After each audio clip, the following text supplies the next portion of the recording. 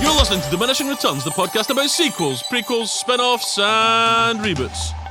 I'm Chris Scott, and across from me, he's hungry for love, and it's feeding time. He's feeding my Frankenstein. It's Mr. Alan Johnson. How do, pod people? You doing Stallone there, Al? Our story begins in 1815 in the eruption of Mount Tambora in Indonesia. The event plunged the world into a long, punishing volcanic winter, stretching on into the following year, which came to be known as the Year Without Summer. It's here on the shores of Lake Geneva that Lord Byron would invite guests to summer with him at his villa, among them John Polidori, Percy Shelley and his soon-to-be wife Mary Godwin. The poor weather kept the friends confined indoors, where they spoke of the origins of life and read German ghost stories to pass the time. To further amuse themselves, Byron proposed they each write their own horror story, and while Polidori would write Vampire, which would become a major influence on Bram Stoker's Dracula, Mary Godwin struggled to find inspiration until talk of galvanism and reanimating dead tissue would lead to a night of fitful sleep and fevered dreams. The resulting short story would form the backbone of what would become the novel Frankenstein or the modern Prometheus. Her horrific creation telling the tale of a mad scientist playing God, creating life from the assembled parts of dead bodies, and would be published anonymously in 1818. Not until its second edition in 1823 would the author's name, Mary Shelley, appear on the work. Both revered and disregarded upon its publication, the book is now seen as a classic of the Romantic movement, central to the Gothic horror tradition, and an early example of science fiction. 200 years on from its debut, and the novel may have become a footnote of literary history, if not for Carroll Laemmle Jr. Laemmle, at 21 years old, was made head of Universal Studios in 1929 and would save the studio from a reputation of quick and cheap B-pictures and financial ruin, with his desire to produce longer and higher quality films. His love of Gothic horror and the macabre would lead him to produce Dracula in 1931, a record-breaking smash for Universal during the Great Depression, and the first film of what would become the famed Universal horror cycle. Sensing a market for horror films, Dracula was quickly followed by Frankenstein that same year, becoming another monster hit for Universal. Pun intended. Monster hit. Oh, Jesus. I liked that. Oh, boy. Boy, oh, boy.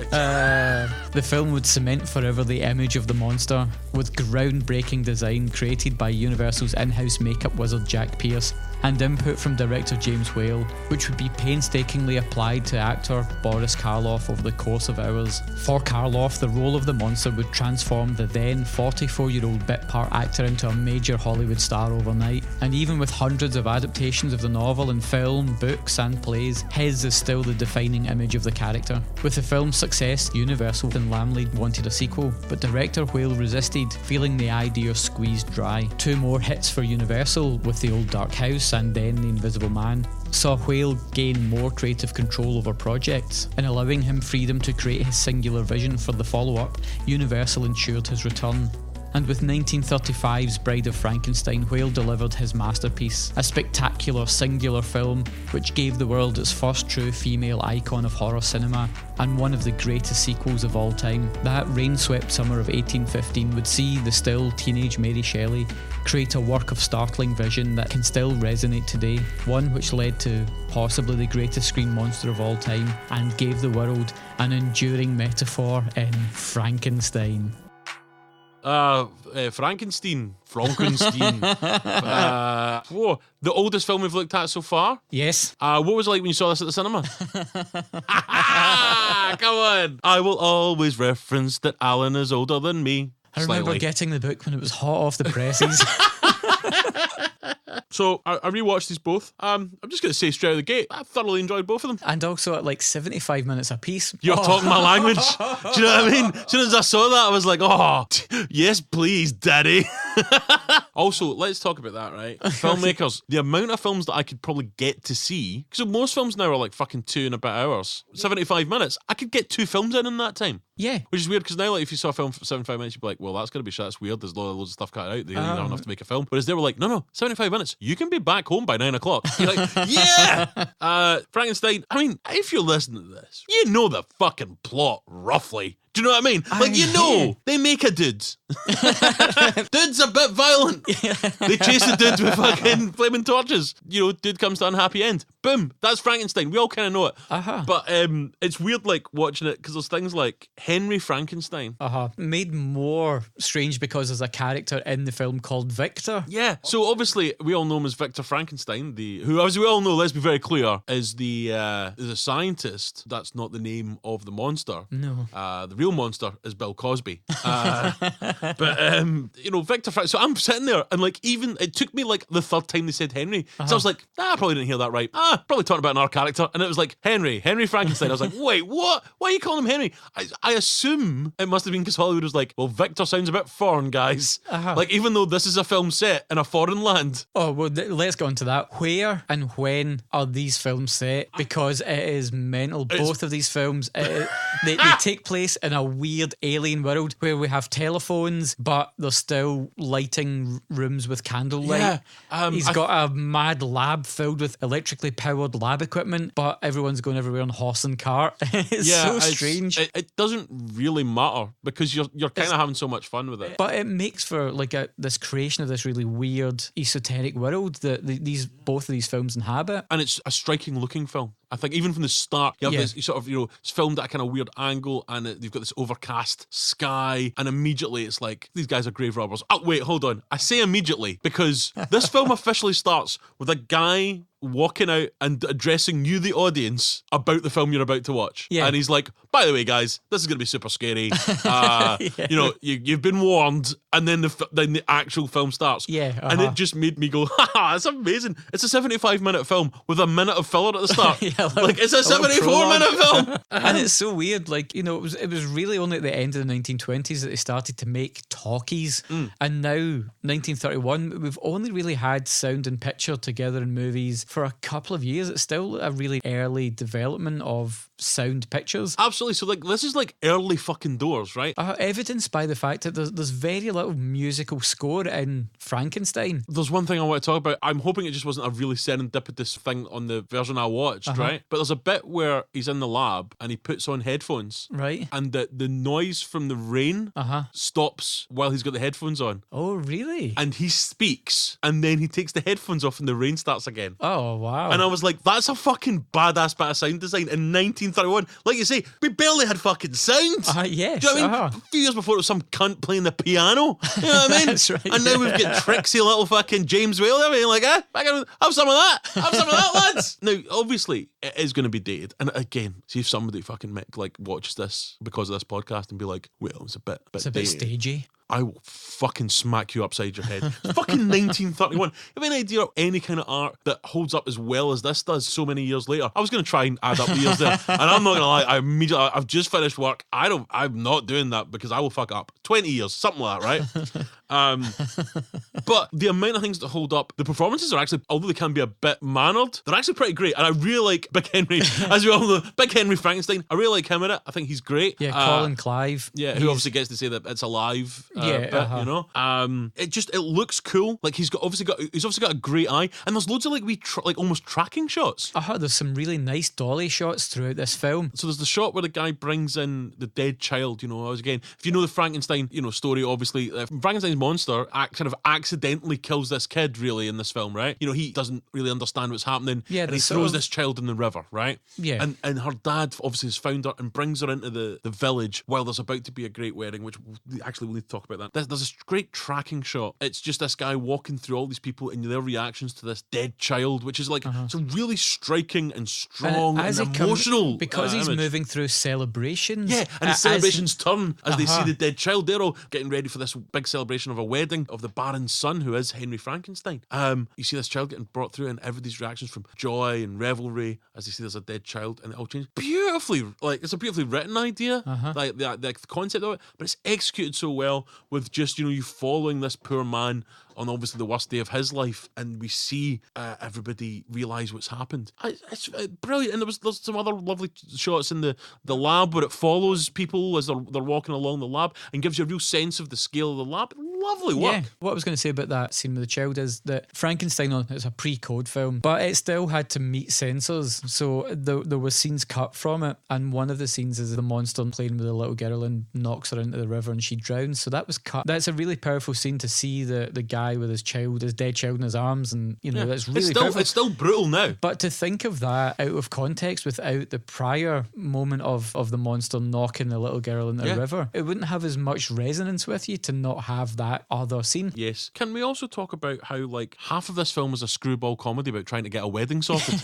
Yes. Like it really, like, and I'm kind of not joking. With just a ball hair leaning more into it, is a screwball comedy about a rich guy trying to get his son married. Yeah, that's what it is. Like genuinely, Henry Frankenstein is trying to create life, this awful life from his iron will, against the laws of nature and God himself. And while that's happening, his old dad's like, man, you need to get a ring on this fucking chick. Like, and he keeps like sending people to find him, and he's like, I'm going to see my son. And they're like, you don't want to see him now? Like, why not? Oh, is he with another woman? Oh no, I bet he is. And it's like, what the fuck is happening here? This is a horror movie, and this half of it's about how fucking they need to get this boy hitched. Yeah, it's like The Hangover.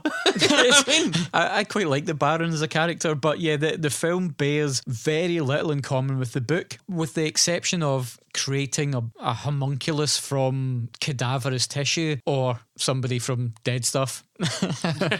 However you want to hear that. Yeah, apart from the actual like kind of creating life from dead material, the book and the film aren't very closely linked. And it's weird because like I was saying in the intro, the book might have faded, not into obscurity, but it certainly be a much lesser known work. Frankenstein's an iconic work because of this film. Because of when this we film. think of Frankenstein, as you said in your intro, we think of the Boris Karloff design, the design that they used on him, because it's so iconic and it's so well made that actually you would see in modern films or versions of the filmmaking techniques that are in the modern films. It starts with the de facto main character Robin Graves and cutting down hanged men. Yeah. I really like that sequence of the grave robbing, because there is a gravestone in the background. It's the sort of figure of death and the shroud and the skull. Like death is looming large in the background of the frame, and it's super gothy. It's fucking brilliant. Like you were sort of hinting at earlier, that the style in which it's filmed, like obviously deeply influenced by Cabinet of Dr. Caligari and German expressionist film. Yeah. It's got a brilliant look and it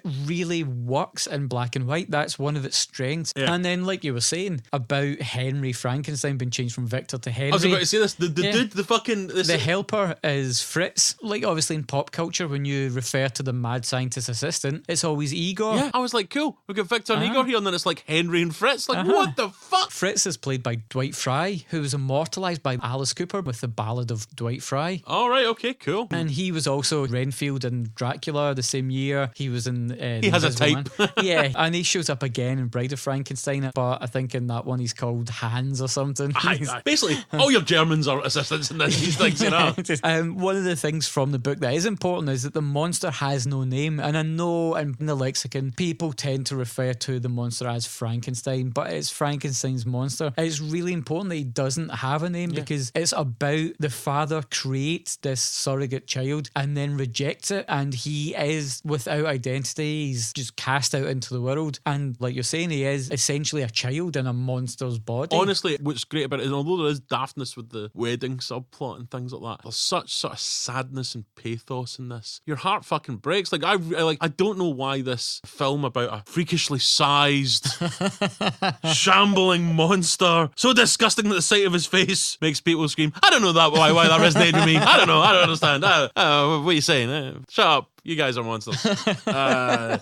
Joking aside, I was like, oh man, this is so unfair for this monster. And played so beautifully by Karloff. Great performance. Just a British jobbing actor who'd just gone to the States and had picked up little bit parts, and sometimes had so little acting work, had to take on other jobs like being a truck driver or whatever, and it wasn't until he was in his 40s that he got this role, which was originally meant to be played by Bela Lugosi off the back of the success of Dracula. But Lugosi has this weird thing where, because in his native Hungary. He was a leading man on stage, that he's come to Hollywood and he's going to be the leading man again. Right. Dracula obviously has been a big hit and has reinforced this image for him that he's going to be the leading Top man. dog. But he didn't want all the makeup to obscure his face, so Lugosi wasn't interested Much in like playing Van Damme in the original Predator. not happy he wouldn't be seen. Yeah, of course. Whale has recommended Karloff to come in, and the role makes Karloff a giant star. But the irony is that the after effects of Dracula, Lugosi had an okay run, but his career fizzled quite quickly, whereas Karloff had hit after hit and became a bigger star. Lovely. And it is a great performance. Like, he plays the sort of childlike elements, the anger, the rage. I do love, like, throughout these two films, like, they keep, like, locking him up places, and he's just like, I'm fucking super strong. I'm just gonna fucking break out and murder everyone. Why are you here? And they're just like, right, we're gonna lock him up this time. Put a second lock on. And you're like, no, he's already fucking killed about 20. Jesus Christ. I love it. Oh, like, talking about Karloff's performance, right? Yeah. At the end, when the villagers have all got the torches and they trap him in a building and they burn the building, right? Yeah, the his windmill down. screams as he's trapped there trying to escape are like genuinely that's proper acting. I know he's got the big fucking goofy shit on and all that, but like, whoa. And when they chase the monster out from the village and he flees from the torch waving crowd, it's got a weird resonance nowadays. Oh, like the tiki torch Yeah, people? the tiki torch people, like that. Those alt-right dudes having those torches. It's a weird resonance to that image now. Allow me to speak for you here, Al. Alt-right guys, that's a beloved horror image. Our culture is not your prom dress.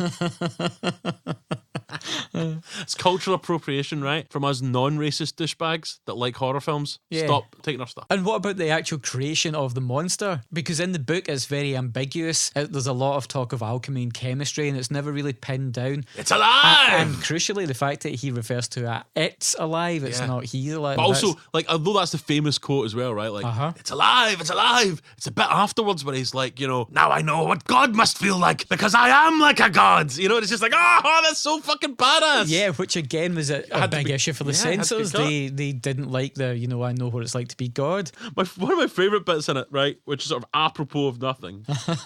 Basically, Henry Frankenstein's pals and his fiancée are like, we need to fucking go and see him. He's been locked away with doing God knows what. Oh, he's been grave robbing and stitching a monster together, and also sending his like dumb assistant. There's 2 jars, one a genius brain, one a criminal brain. Now I want you to come back with the right one now. And like halfway through the film, it's like, wait a minute, it was the criminal brain that they took. Doi! I wonder how would this experiment have panned out if he'd gotten the good brain back. I like to think would it have all been okay? I like to think it'd be like, you know, in the Gremlins when they get the genius stuff, you see them, and it's Tony Randall, you know, being Frankenstein. Yeah. Oh my dear boy. Like, so all his pals, right, and his fiancée and all that, we need to fucking see what he's been doing, right? And they all go up there. That's when he's like, just sit down, watch this. I'm about to like make a guy. And then I mean, I'm paraphrasing, but it's roughly what it says. I'm going to fucking make a guy.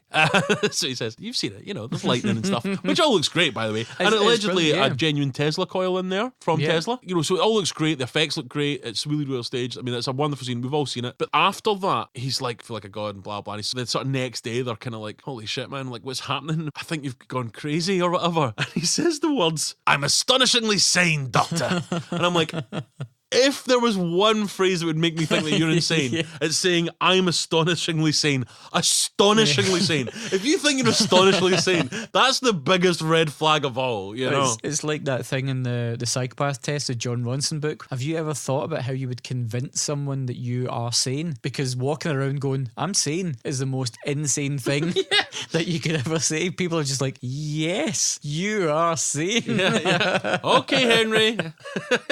Particularly when at this point they have already seen his fucking plan. Oh yeah, I mean they've watched him just I'm astonishingly sane. I've just robbed graves, cut up the pieces, and what I've done is I have stitched them all together. Yes, oh, definitely, yes, his cock. Yes, big monster cock, actually. And what we've done is I've put this mess of a human being on a table, and my hunchback friend here, who also helped me rob graves, has robbed a brain. Yeah. Yes. Oh, I'm totally sane, by the way. It's just fucking mental. Delightful, gothy. You don't have films like this anymore. But the story is about the removal of woman from creating life. That's the sort of finally. that's God, like, you got honestly, man. They come on a bus. They want your seat. I'm fucking at it. made by one of the few out directors. You know, James Whale was an openly gay man in Hollywood in the 1930s. That, you know, really extraordinarily rare. That would have been and tough to do in the 80s. Never mind the 30s. Extraordinarily brave. And, you know, this story is about the removal of women from creating life. And it's also about, like, the battle of class and societal norms, because the barons there going, get married, be with this woman, and because and Henry's like, no, I want to be up here with my pals making dead bodies come to life. Yeah, I just want to make myself a giant man that I can hang out with. Oh, okay, Henry. So Henry should marry and have children and become his father effectively, but he's so consumed by the science of it that he feels like he's working in advancement of humanity to do this thing, but he's almost blinded by his like. But I mean, I love it. He has literally left his fiancée to go and build a fuck monster. With like I'd love to get, you know, it's like he's sitting there and it's like, so I guess we're gonna get married, and he's like, oh, I need to go cut up some fucking graves, guys. Jeez, I'd love to marry you because I'm super heterosexual. I love that. Like, I was gonna put my penis right in your vagina. Boy, I'd fair enjoy that. But actually, I need to go and do experiments for the next 3 months with a man, and we're gonna build a bigger man. But no, I mean, super straight though. Love you, baby. Call me. You know, it's mental. And doesn't Elizabeth even say that he drops that bomb on the night of their engagement? So it's almost like he proposes and then he's like, well, I've got plans. I thought this idea was too mental, but the idea of sleeping with a woman. And then of course what happens is at the end of the film, when we have the wedding, the monster shows up and actually stops Henry from consummating the relationship. He disrupts the wedding. It's just like that scene in The Graduate. Frankenstein just banging on the glass.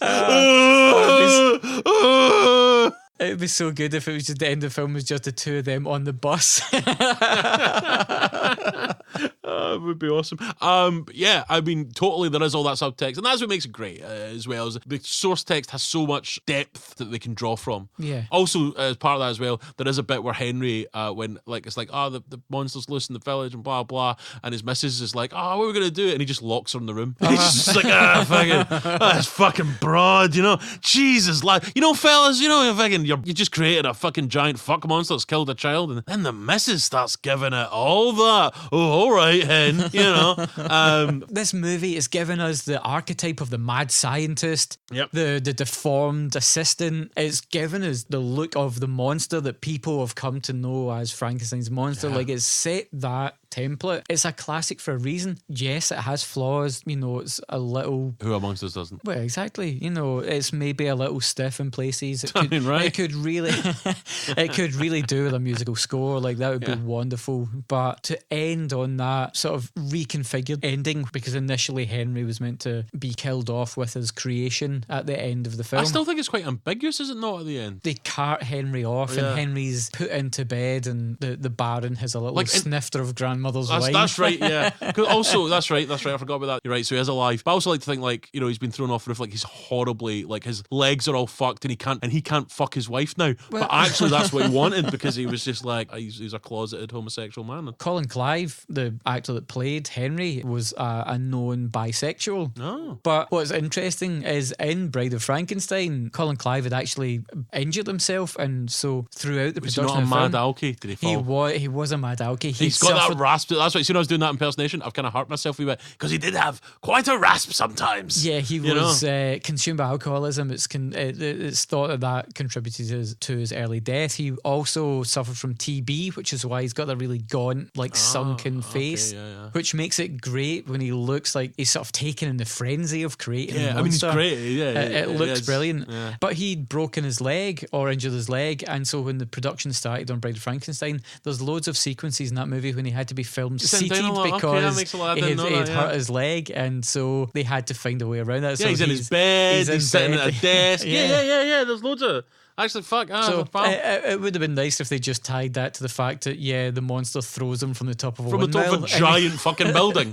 Yeah, I mean, that would maybe be more of an easier way to explain it away than having him sitting down all the time. Yeah, he's just fucking, his legs are just all mashed together. So listen, Frankenstein, loved it, great stuff. Giant hit for Universal. Boom. And the previous year, 1930, Universal had actually lost $2.2 million, which in old money is huge like amounts. A gazillion bitcoins. Yeah, so they enter into the sort of Great Depression era, and Lemley Jr. is given control of the studio. He has a bit of success with his first two films, including getting Universal its first Oscar winner in All Quiet on the Western Front. Nice. But then in 1931, he produces Dracula, huge hit. Immediately, he's just like, you know what? People like horror films. They make Frankenstein. He saves Universal Studios. We all know Universal is the fucking horror studio. Exactly. Universal Monsters. So, of course, a massive hit. They, of course, want to bring everybody back. They want a sequel. The first days of the sequel, Chris. Yay! Yeah. I mean, listen, thank you. You've helped lay the path at which we shamble up along right now. Like a stitched together cadaver. Yeah, that's fucking it. You're listening to episode 62 about 1931's Frankenstein and 1935's Bride of Frankenstein. These pair of old, beloved institutions are much like me and Alan. Both also old, beloved institutions. And if you'd like to tell us how much you love us or suggest future episodes, you can get us an email at diminishingpod@gmail.com, Twitter @diminishingpod, on Facebook we are Diminishing Returns Podcast. You can tag us on there at Diminishing Returns Pod. On Instagram we are Diminishing Pod, and we have a blog at diminishingpod.wordpress.com if you want to read some stuff about the films and episodes that we do. We are an independent podcast, so please, if you know anyone that would be into this sort of crazy nonsense, with lots of jokes about usually jerking off, loads of jokes about dirty stuff and films, let them know about the podcast. Send them a link to a specific episode, and if you can also rate and reviews on iTunes, 5 stars, you know what to do. That would be great, because that helps other people find the show. We don't make any money from this show, but we do, like, obviously, fucking hell, we're in a basement, but we do want to grow the show and we want more people to listen to, because we think it's a really fun bit of business. And if you do that, you'll forever be our friends. Karloff in Bride of Frankenstein. Boom. He's so famous now. Doesn't even need his fucking first name. That's like Schwarzenegger. Yeah. Do you know what I mean? Like that. Do you know what I mean? Like Karloff. Well, considering in the first film when the credits come up, it's the monster. Mark? It says question mark. But again, that's quite cool, right? Yeah, I like that. Yeah. That's obviously, he's a fucking star now. He's a star now, yeah, for real. 1935, James Whale is brought back because he's offered more creative control over the project. He'd resisted until that point. He'd gone off, he'd made The Invisible Man. Nice. Make him work for it. Yeah, he'd made Invisible Man, he'd made The Old Dark House as well. So 2 other kind of horror films, but the way Whale makes those movies, he shoots them more like black comedies than sort of out and out horror films. What, like Friday? Yeah, Barbershop Trilogy, yeah kind of like that. I'm so happy with that dumb joke. It's so stupid. I'm so sorry. Like Soul Plane? Sorry, I'm sorry. That's so stupid. Sorry, man. I've fucking lost it. So Whale comes back. He's got almost complete creative control over The Bride of Frankenstein, which is a plot strand from the novel, funnily enough. We talked about how the first film doesn't really tie to the book particularly, but there's a part of the book where the monster returns to Victor Frankenstein and demands a mate, and Victor makes a mate for him, but then kills the mate off. Wow, Victor's a real dick in this movie. Oh, you've no, but the monster's been a dick to him as well. Like the monster shows up, he's like, I want a bird. Victor's like, you can't have a bird. So the big monster's just like, well, fuck you, pal. Here, I'm going to start killing your family members. Sweet. And then Victor's like, oh, hang on. I mean, I've really turned this into the Glasgow version of Frankenstein. What if Frankenstein was Scottish, guys? Why don't we put that on Twitter? That'll get us a lot of retweets from fucking cretins. Sorry, by the way, if you're not involved in Scottish Twitter, you have no idea how much that annoys most people in Scotland. Thank you. So yeah, it's a sort of minor plot strand from the book to create a mate for the monster. But what I like about the film is that it sort of sets itself up that it happens in the immediate aftermath of the first film. But again, it's got another little bizarre prelude before we get to the movie. As you discussed in the opening of this show, it's Shelley, soon to be Shelley. Yeah. Shelley, played by Hywel Bennett. Boy, right now, I'm not going to lie. That is one deep cut. That is an amazing joke if you remember TV shows from 1986. Oh, man. And I'm not going to lie, I was only 6 then. I can't believe I made that joke. Holy shit. Here we have the prologue, and it's just Byron Shelley and Mary Shelley, and it's wonderful how everyone's being introduced through the exposition. Oh, yeah, he's like, oh, what am I if I am not Lord Byron, yes, poet of the British Empire, yeah, and you, Percy Shelley, playwright and my friend. Yeah, it's those things, you know, the dumb film where it's characters introduced and they're like, Jim Smith, aide to the president. I've got 4 degrees in linguistics, and I served in the army. And it's like, wait, nobody introduces themselves. Like, what's going on? And it's like that, but because it's done kind of old timey times, I love it. Usually that annoys me, but I was like, it's the 3 real people. Yeah, and Byron is saying, you know, oh, I wish there was more of that amazing story. So Mary Shelley's very coy, oh, but there is more. Yeah, buckle in, boys. There's more story. They also flash back to the things, like we kind of laughed about it in the Friday the 13th films, where they flash back to the things you saw in the previous film, and in this it is just like, oh, Mary, your story was very frightening. The monster being born, and it would show you the clip of like the lab, and then it was like, and then being chased around, and they're being chased around, and it's like, oh, brilliant, they'll do the little fucking reminder for everyone, because also that's probably quite handy in the sense that you didn't have home video then. But it makes that weird look of these films all the more incongruous, because, you know, you have romantic era Byron and Shelley with all their like blue song shots, and then it jumps to 1930s mad scientist look of Colin Clive. Like, is that really? But then the village is back in the 1800s, and then the village. I mean, this is the thing, right? So for us that talk about sequels and stuff, this is what I love this film. This film is very much like, guys, this is what sequels are going to be like. So immediately they retcon the ending of the first film, which again, when we'll be talking about this shortly in a future episode, you know, as we've always done with Jason in the Friday the 13th films. But you know, it's like, Jason's dead. Oh, nope, he's back again. Oh, Jason's dead. Nope, he's back again. Yeah, the end of one film digs a hole, and then sometimes literally, you know, in the start of the next film has to dig them out of that hole again. Sometimes literally, and so immediately kind of retcon this. That immediately kind of like, listen, guys, we know we almost killed off the golden goose, but you're just going to allow us this because you want to see another film. And then like basically, the villagers are all kind of hanging around there as the place burns. It's like we've literally just went straight back to the end of the first film. But there's like a kind of police sergeant guy who's, I think they called him a burgermeister, but that just sounds weird. That's what they should call me because I'm a fat guy. Like just burgers. Hey, he's the burgermeister, guys, and I'd be like, hey, I'm gonna get type 2 diabetes. I did like it that they kept referring to him as Burgermaster. I was just like, oh, this is brilliant. Yeah. But so he's like, right, if they get to fuck, everything's fine. Without going to check if the monster's dead. Yeah. Brilliant. I mean, fucking things killed like kids, smashed out a scientist's prison that he built for him. And it's like, guy's just like, I'll be fine. He'll be dead, probably. But then the parents of the dead child from the first film, right? Yeah. The dad's like, I want to make sure it's dead. I'll kill him the rest. And that's fair point. And then his wife, who's Scottish, and a nag, you know, because, I mean, all right, thanks, guys. But she's like, oh, no, don't go down there. What happens is, in the first, 5 minutes of this film, the monster brutally murders the parents of the child that he murdered. That's what happens. Like, no fucking about. He's like, murder. Oh, you know how your fucking child's dead? Well, now you're dead as well. He's just tying up loose ends. That whole family line gone. Fucking brutal. What I like most about the monster reappearing is the makeup now has changed on the monster. His hair's been burnt off. It's all singed away. The monster, you can see there's sort of more decay on his flesh. The makeup work on the monster's slightly different to let you know that he's been damaged because of the events of the first film. I really like that. This is sequel 101, except this is pretty much them doing it all for the first time. Yeah, it's really great. And this film has much more of a sort of apparent queer subtext, which makes it really interesting. Henry's now coaxed back to the world of scientific meddling by one of the most wonderful creations of all cinema in Dr. Septimus Pretorius. That's the guy with the legs that killed his wife, right?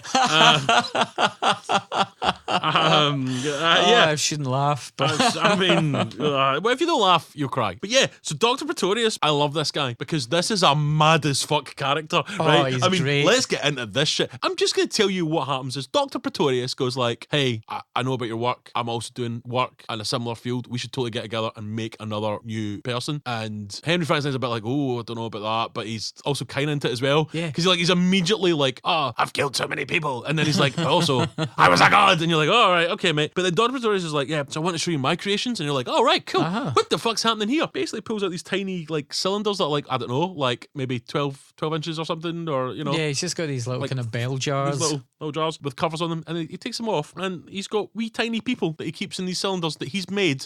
He's made a king, and he's all dressed like a king, and he's like eating like a roast. That's what I liked about it. I liked that he's created tiny life. Like, his problem is scale. Henry could make something big come to life. Am I right? Oh my. Subtext. And Pretorius has been able to create life, but it's on a much tinier scale. But I like the fact that he's had to get a seamstress or something to make these tiny clothes. It's like a Henry VIII outfit for that tiny that's the king. thing. He's like, oh, I made a king, and it's like, no, you made it like a wee guy, and you made the fucking king outfit, pal. You're the one with some weird shit going on here. And then he's eating like a little turkey leg, and you're like, so he's made a little turkey, then killed that little turkey, and then cooked that little turkey. This is fucking mental. And he made a king, a queen, an archbishop, a devil, and a mermaid. He's fucked up, man. Yeah. You made a mermaid. Come on, man, you weirdo. And it's great, right? So, like, I think kind of before that, that's what he says. That's a great phrase where he's like, to a new world of gods and monsters, which is just like, that's badass, such fucking a evil great guy. line, Yeah, to a new world of gods and monsters. And that's when then the really frightening bit, I think, is when he says, he's like talking about his methods, and he goes, he grew his creatures as nature does from seed. Ugh, that's like from seed. You've jerked off into a test tube, mate. It's my only vice. That's it. Dude, you grave robbed stuff and you sewed this fucking dude together, man. Holy shit, I jerk off all the time. And then through alchemy, I make my cum into little people. From my jism, Henry, look at me. From my spooge, I've made a little mermaid. But listen, as much as like a lot of times I'm happy except movie magic, I need more information on this. Because he's like, from seed, and then I make little people. There's an in-between step we're missing. This is a prequel I need. I need to know where Pretorius has been, what he's been up to. His mad as fuck experiments are obviously of massive intrigue. It's mental. I love it. And again, it's another sequel thing, another wee thing that happens in sequels, got a bigger bad. Like, he's more mental than Henry. And he's pulling Henry away from his conventional married, stable life now. Like, he's drawing him back into this dark world of homosexuality. I mean, monster creation. So we've got two plots set up. We have Henry being pulled back into this world by Pretorius, and the experiments continue. And at the other side of it, we have the monsters now just loose in the world. Just murdering, murdering motherfuckers. Trying to just find his way in the world. But also murdering motherfuckers. Like, he's trying to find his way in his world, and in many ways he's innocent, in many ways it's not his fault. But he is also murdering people. Yeah. Straight up murdering them. Maybe Henry Frankenstein should have, like, when he was like, it's alive! And he's got him there, chained down to the thing, and he's like, well, just to make sure he's not filled with rage, I am going to have to jerk him off. And he just, like, pulls out his big monster Frankenstein dick, and he's just, like, jerking him off, and he's like... careful with the stitches. And he's like, big, like, dead guy spunk comes out. And fucking like a black goo.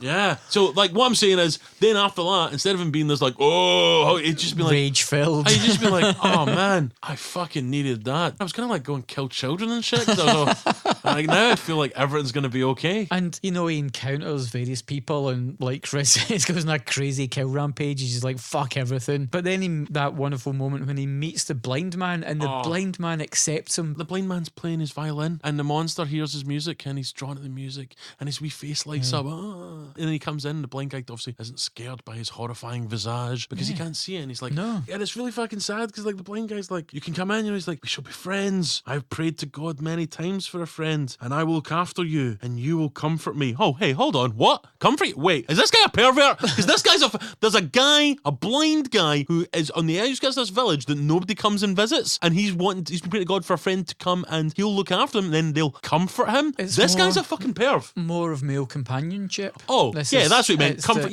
That's what he was looking for. Of Pretorius and Frankenstein. Yeah, just the comfort of sitting around. And the hermit. No, not just like a creepy old guy that lives by himself, trying to entice people into his fucking cabin in the woods, literally a cabin in the woods, to, in inverted commas, comfort him. This old guy can't be trusted, because you know why? You know he fucking does it almost straight away? Gets all fucking the monster drunk. He's trying to pour fucking booze down it. Basically, he's a predator. What we get from this is a sort of another element from the book is the monster then learns language through his companionship with obviously, I'm joking there. It is quite beautiful, because goofy and fun as well at the same time. It's like, food? And he's like, food. Bread. Drink. All he wants is a bev. He just wants a bev and a girlfriend and a smoke. He's just like, who amongst us? He's us. He's just The trying to live monster's his life. every man. He's just trying to be free, no judging. Right. And, It's beautiful. Also, here's another thing though, right? Yeah, So okay. you keep seeing the monster eating. Does he have a digestive tract? Are we it's- going to see? I need to see, just to put my mind at rest. I just had a scene of the monster taking a giant shit. Just like, oh. I mean, he wouldn't have to do much different dialogue because that's kind of what he sounds like. It was like, oh, and then it finishes and he goes like, Jobby. And they're like, yes, that's a Jobby. Come on, monster. Yeah. So, like, what I'm saying is, I just think we need to think about this scientifically. That's all. So the creation of this film, James Whale butts up against no pun intended. Hey-oh.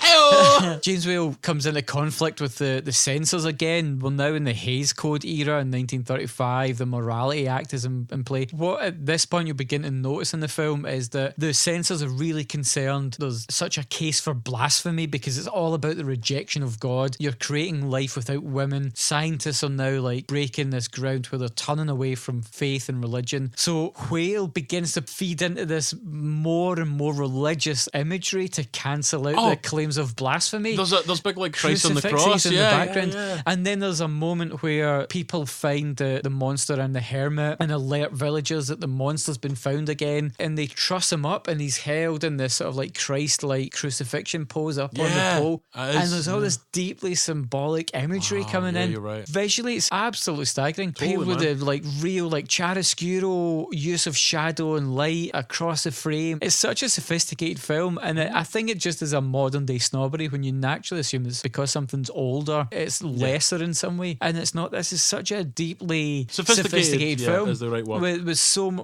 much at play inside what is essentially quite a simple story and told very, very quickly. Speaking of Jesus, right? Okay. Bet he jerked off a lot because he was super chill. Like Jesus is like this most super chill dude, right? He's all like, guys, let's fucking love each other, get along. Isn't peace great? Let's not have war. Let's fucking have peace. Let's have some wine. I'm telling you, man. I think Jesus was jerking off constantly, right? Like not constantly, like not all the time, because that would like stop him for the miracles. Yeah, like I would be very weird if he's like, he's like kind of like healing a leopard. He's like fucking, and he's just like, I think he probably had to like get up, jerk off, and just be like, guys, I'm the way in the life. My father's going to show you the way everlasting life. And people are like, you're a dick, and he's just like, guys, I'm not going to get angry with you because I love you and I've just jerked off. So I'm not going to be, I can't, I'm in the afterglow. I just don't have it in me at the moment. What do you think, Alan? I think that it's funny that this scene then of the monster trussed up Hey, like this isn't about Christ. Jesus jerking off. So the monster's trussed up like Jesus, but then the next thing, the monster escapes, and the first thing he does after he escapes is kill another child. Oh, he's he's fucking like child killing crazy. Child murderer. You know why? He's not been able to fucking jack one out. Then there's another like great graveyard freakout where he's just raging against everything. He's just smashing crosses and gravestones down. Yeah. It's totally brilliant. He's just on a total tear. And then we get back to Pretorius and Frankenstein, and there's a neat little bit when they're robbing dead bodies out of the crypts to find a body for the bride, for the mate, for the monster. And I really like the fact that Pretorius is like, what age was she when she died? He's like, they don't want to make an underage monster. I think it's the other way about. I think he's like, she better be like a reasonable. She better not have been on the turn. I think that's how creepy he is. I read it more as he's like, he sort of smiles and then goes, I hope her bones are firm. Like he's just like, he's a super sleazy. He's like this fucking gross old dude. He's fucking brutal. But yeah, that's what's great about him because he's the bad guy. Yeah. Also, so after like they're fucking robbing this crypt. Yeah. He's like, I'm just gonna hang out here because I fucking really like the ambience. He love just that. sits and gets pissed. What I like is it's almost like he sets up an altar for some kind of like ritual. Like he's got there's a candles skull. and a skull. He's gonna and fuck he's in that the skull. And that's where Pretorius lays eyes on the monster for the first time, which is brilliant. He was about to get out his monster. But yeah, the Frankenstein's monster has been hiding and he sees old Dr. P fucking sitting there with a fucking glass of wine and a wee skull that, you know, It's he my was. only vice. Yeah. Again, like I I love mean, he's just other- collecting vices. He's Yeah. like, I love a bit of gin, love a smoke. It's my only vice apart from coming into test tubes and making little people and robbing graves. Cool, mate. Basically, Dr. P, he's just like, listen, man. He's like, I need Henry Frankenstein to fucking help me make like a big person. He's trying to bring Henry round to his way of thinking. You know, I need Henry to help me. And he's like, hold on, that's the bold Frankenstein's Frankenstein's monster Yeah. walking about, and he's like, listen, if you help me get Frankenstein to do his experiment with me, I'll make you a bird. And obviously, big horny monster's like, yes, great. Friend. It's brilliant. Eventually, like, the monster just kidnaps his fiancée. Yeah, we're just going to make Henry work for us by stealing his wife.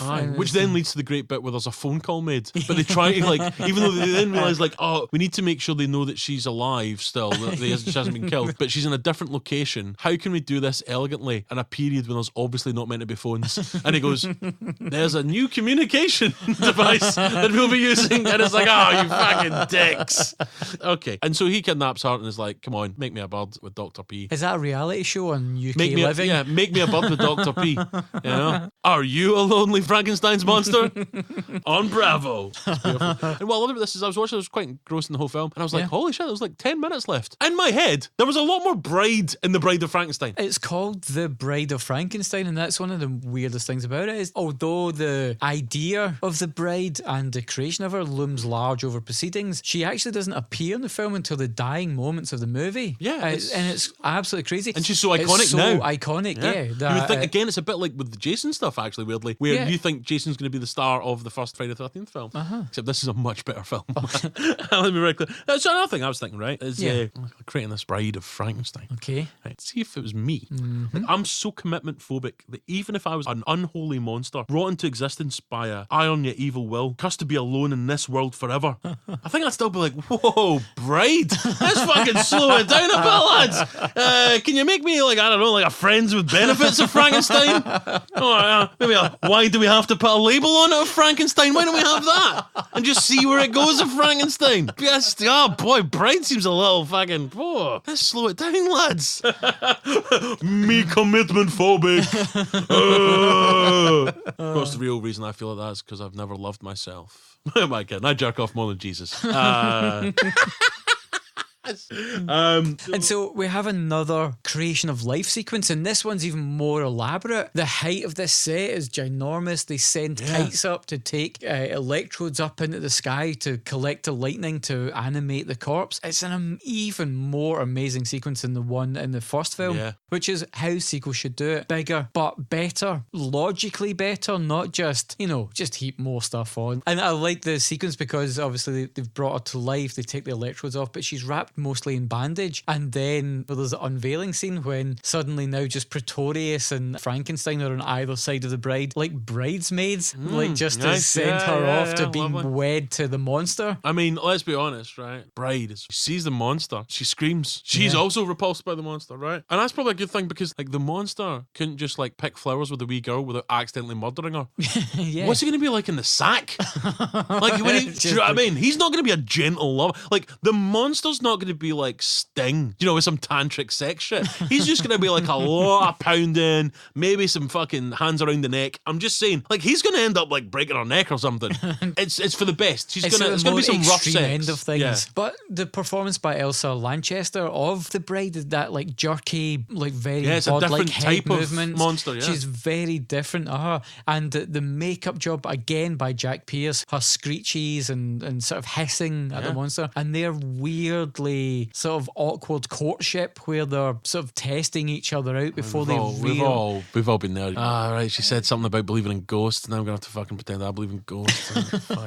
And so it's really heartbreaking how the two monsters are just there, like tentatively touching each other, and Karloff's big doleful eyes under that heavy brow. He's so. I mean, the Bride of Frankenstein for an undead chick's kind of hot. Pretty hot, yeah. Do you know what I mean? Like, if I was gonna pump an undead chick, like, she'd be on the top 10. Right? I said F, guys. F. The courtship doesn't go well. There's the monster's like, oh, she hates me.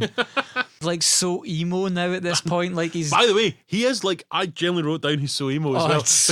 Because like, there's also a bit earlier on as well that he goes, does he not go like, we're talking about like, I can make a friend for you, and he's like, I love death. I hate living. And it's like, says, fuck, he's gonna write poetry. And the delivery, it just kills you. He's gonna be listening to My Chemical Romance and carving fucking stuff into his fucking forearm. It is quite sad, but also doesn't matter if you're an undead dude, you're still like kind of a dick, ain't you? Do you know what I mean? Because you're like, make make me a woman and she'll fucking like me. She's one woman and he just presumes that she's for him. Yeah. It's just that his unwanted advance on the bride. It's fucking disgraceful, man. You know what I mean? You know, the only thing that's for you for that is your Japanese sex pillow. We are sponsored this month. Oh no, is Marin back? Guys, lock the gates. We're back. When you're looking for a Japanese love pillow or you want to put your spooge into a fake comfy girlfriend, go to JapaneseFuckPillow.net and enter the code diminishing.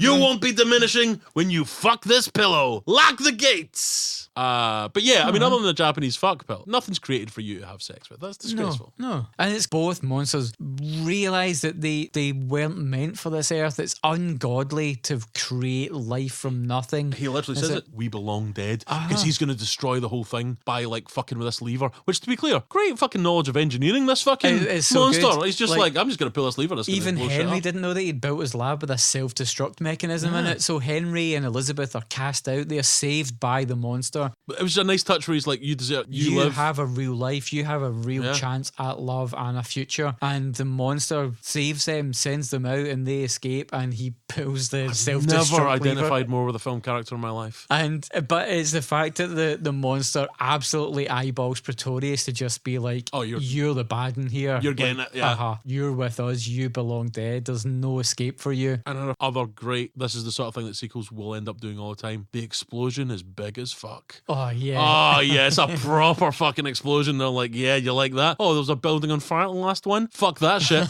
This ain't your grandma's fucking Frankenstein film. We're going to have a building explode. Great stuff. I really enjoyed both of these films. So as a last thing, right? Yeah. One thing that I would say I think does date this film that I don't think you would have like in any way in a modern film. I think it's in the first film. I think he plays the kind of Baron Frankenstein, Henry's dad. Yes. Right? So the actor that plays this guy, when he talks, he whistles through his teeth. You know when people talk and it's like a wee whistle? Yeah. This fucking guy has that. And at no point did somebody, when they were doing like, they must have had him in for casting. And it was, I can't do it. You'd be like Daniel Day-Lewis. But if you whistle when you talk, you're fucking shit out of luck. Hit the bricks. Kenneth Anger's Hollywood Babylon, it talks about an actress who was a massive star in the silent era. And then when the talkies came in, her career just bottomed out because she had this, what is described as a Bronx honk. Oh, wow. She just had this accent that people Gals just, bastards. you know, she was this like sort of like ingenue on screen, but like her really thick Bronx accent, and that was the end of her career. As soon as people could hear her, just her voice did not meet her visual image, and that was it. My final thought in this film is that the original title of the book is Frankenstein or the Modern Prometheus. And I just think, you know, that's better than the actual Prometheus we got to see. It's a real shame that the actual Modern Prometheus is about blue giants and aliens with black spunk goo. Wait, black spunk goo. It all comes back together, guys. Maybe we should rewatch Prometheus. No.